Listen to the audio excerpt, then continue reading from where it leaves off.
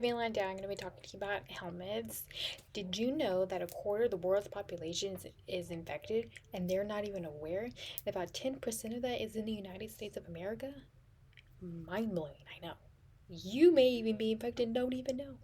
Have you gone for a routine colonoscopy? No, baby, not quite yet. You're probably not of age. Good. So, I had this patient who went in for a colonoscopy.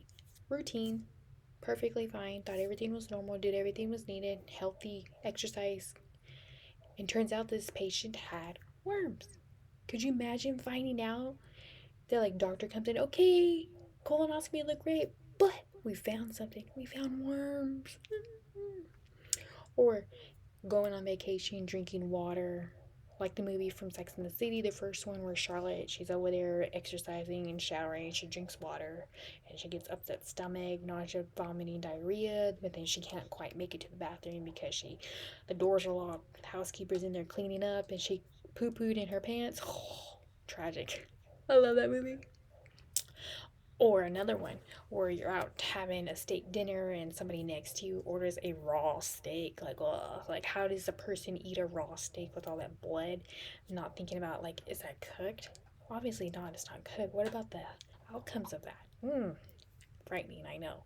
Anyways, each of those three scenarios involves three different types of helmets. Each helmet has a different impact, and I'm actually here to tell you all about them.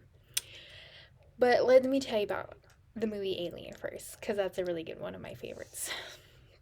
It's about where these adventurers go out into a new solar system, and they're like, oh, look at all this cool new stuff. A parasite comes in and like tries to break out to their chest, and it's like, rah. Anyways, that's a parasite, just to be funny.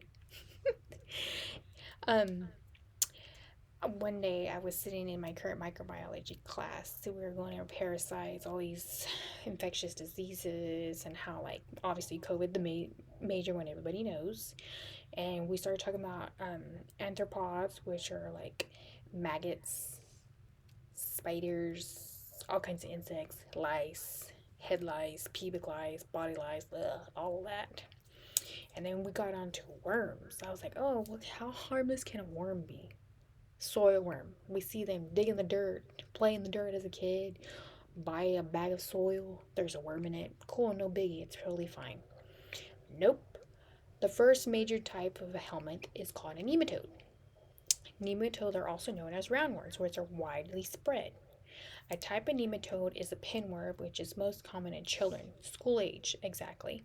So it's picked up on a surface, any kind of surface, tabletop, anything. So, and then they have a habit of putting their fingers in their mouths. So, dirty nails in the mouth, sucking, eating, licking, just bleh, dirty hands.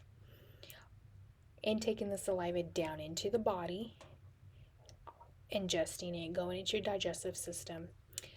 That gives food way for the parasite to grow in the toddler's mouth. And it grows and travels, and it becomes an adult worm. The adult travels to the anus. Yes, disgusting, yes, but that's where it lays new eggs. So then the itching part, the toddler will go and scratch the anus. Dirty hands again will go and touch surfaces. Another person will come and touch it, pick it up, and then the cycle repeats. Excuse me. And then once the child is finally diagnosed, the entire family has to be treated for it. And it can take weeks to months to be completely getting rid of it. They are transferred to bed linen, touching, contact, dirty hands, always wash, wash, wash, wash. That is the most major one, and if it's not cured or treated, then the patient becomes malnourished, anorexic, suffers from sepsis, a whole lot of things that lead the person to the hospital. And to think all of that begins just with dirty hands.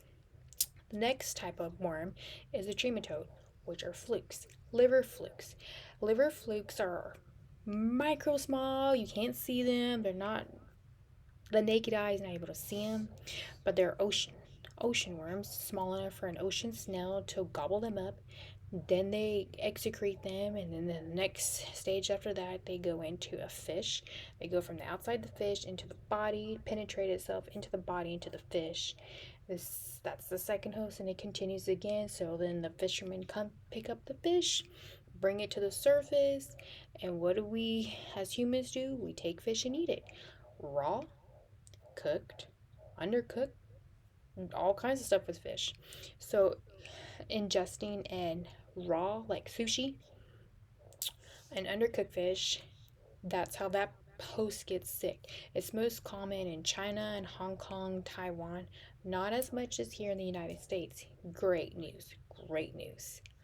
Um, the third one is cestodes, which is tapeworms. That brings back to where I talked about going out to dinner for a steak. Aunt Peggy gobbled up that raw steak. And what happened? She got sick. Ironically, what did she get? Vomiting, diarrhea, nausea. And if that were to happen to you, and you may have never, it may have happened and you probably didn't think about it, but if you stood up and looked in that commode and seen white little specks, that was a tapeworm. Gross. Anyways, so make sure the beef is completely cooked. Don't consume raw or undercooked meat. Remember to wash your hands or you'll see nematodes down there. Make sure your fish and beef is completely cooked to CDC guidelines. And make sure you watch the movie Aliens if you haven't already, because there's multiple videos of it and it's actually a pretty good movie. And if you haven't watched Sex in the City Part 1 and to see where Charlotte poo-pooed in her pants, you really gotta see it. That's a really funny scene. All of that just for a worm. And my sources were my microbiology book, the CDC website, my medical microbiology book. Awesome, thank you.